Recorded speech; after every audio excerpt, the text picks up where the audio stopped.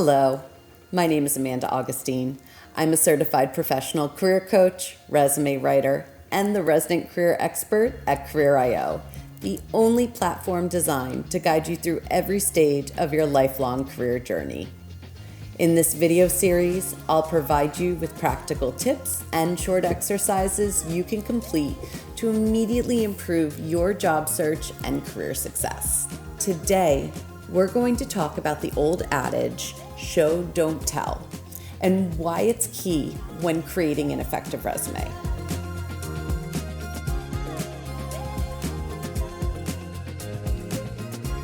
But first, a little background. A study by Top Resume found that the most impressive resumes achieve 3 critical goals. Number 1, present a compelling career narrative. In other words, concisely explain how your previous experiences have all led you to be interested in and qualified for this type of role. Number 2, strike a visual balance. Make sure your resume is easy on the eyes so the reader can quickly skim the document and understand why you're right for this job. And number 3, illustrate a candidate's value. Today, we're focusing on this third goal, to illustrate or highlight the value you have to offer a prospective employer. When I tell professionals to show, don't tell on their resume, what I mean is that you need to offer proof of your skills. Anyone can list on their resume that they're great at project management or excel in customer service, but it's the candidates who offer proof of their skills that really stand out from the rest. After all, what's more convincing? To state that you're a strong salesperson, or to include a bullet point in your work history that says, consistently beat sales quota by more than 5% for the past 6 consecutive quarters? See what I mean? It's a no-brainer. The second option is much more compelling.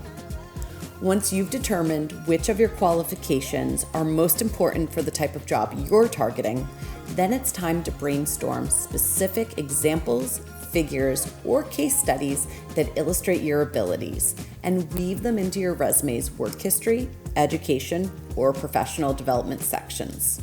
If you're having trouble coming up with examples in your work history, ask yourself the following questions. How did the tasks I completed benefit my department or the company as a whole?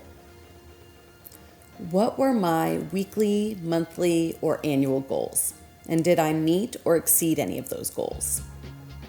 Did I or my team win any awards? And if so, what did we do to earn such recognition? Quantify your results whenever possible. For instance, how did you save the company money, generate revenue, improve customer satisfaction, increase productivity, and so forth? If you can't quantify your contributions and achievements, be sure to detail the positive outcome of your actions. As a result of your work, how did it positively impact the customer, vendor, your team, or the company as a whole? By showing an employer how you've leveraged your skills to solve problems, meet goals, and add value, you'll stand out from the other applicants and be one step closer to landing your next job. And that's it for now. I'm Amanda Augustine for Career.io. Whether you want to find a new job, excel in your career, or make a career change, Career.io's platform has all the tools and services you need all in one place.